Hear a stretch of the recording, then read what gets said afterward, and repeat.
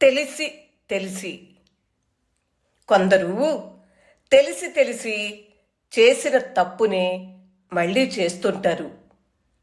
బంధాల వలలో చిక్కుకుంటారు.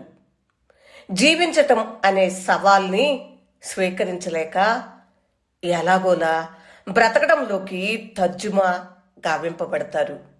కొందరు తెలిసి తెలిసి చేసిన తప్పునే మళ్ళీ చేస్తుంటారు. బంధాల వలలో చిక్కుకుంటారు. జీవించటం అనే సవాల్ని స్వీకరించలేక ఎలాగోలా బ్రతకటంలోకి తర్జుమా గావింపబడతారు. గాలికి ధూళికి తిరుగుతూ బాదరబందీ లేకుండా సంచరిస్తూ సంతోషపు నదులై ప్రవహిస్తూ స్వేచ్ఛ సిరితో భాసిస్తూ జీవితాన్ని శోధిస్తూ అదే అసలైన జీవితమని తెలిసి కూడా చేసిన తప్పునే మళ్ళీ మళ్ళీ చేస్తుంటారు. అవసరాలు తీరాలను, మోహాలను మరుగున దాచేయాలను, లాలసలు మొలకెత్తకుండా అవిసిపోవాలను, సౌఖ్యాలు అనుభవించాలనే కాంక్షలతోనూ, స్థితిగతులు మారాలనే ఆశలతోనూ, అహంభావాన్ని చల్లబరచాలను తనని తాను త్యాగం చేసుకుంటూ తెలిసి తెలిసి చేసిన తప్పునే మళ్ళీ చేస్తుంటారు. వద్దనుకుంటూనే కిటికీ రెక్క సందులో నుండి పైబడే వెలుగులా ఎవరో ఒక మనిషిని జ్వరబడనిస్తూనే ఉంటారు.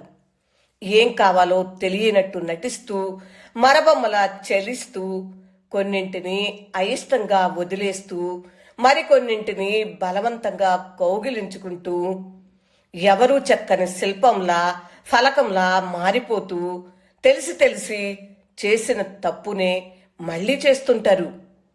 ఒక పాత్రలో నుండి మరో పాత్రలోకి తేలిగ్గా మార్చబడుతూ ఉంటారు. వెలితి ఉన్నా తొడక్కుండా ఉండగలగాలని, ఎక్కువైతే మనల్ని మనం బయటికి వంపేసుకోవాలని, అనుబంధం కన్నా బలోపేత బంధమే వర్తిల్లాలని, ఒంట్లో రక్తం కన్నా చిలకరించుకునే పన్నీటి అవసరమే ఎక్కువని, మాడుకు ఇంకించి ఇంకించి మంగళ స్నానం అవసరాన్ని వక్కాడిస్తే తెలిసి తెలిసి చేసిన తప్పునే మళ్ళీ చేస్తుంటారు. బలవంతపు బంధాల వలలో ఇరుక్కుని విషాద వేడని లోపల మీటుకుంటారు. ఎలాగోలా బ్రతకటంలో బ్రతుకు నీడుస్తారు. అదో చారిత్రాత్మక అవసరంలా. వనజా తాతనేని తెలిసి తెలిసి కవిత్వం విన్నారు కదా, మీకు నచ్చిందా?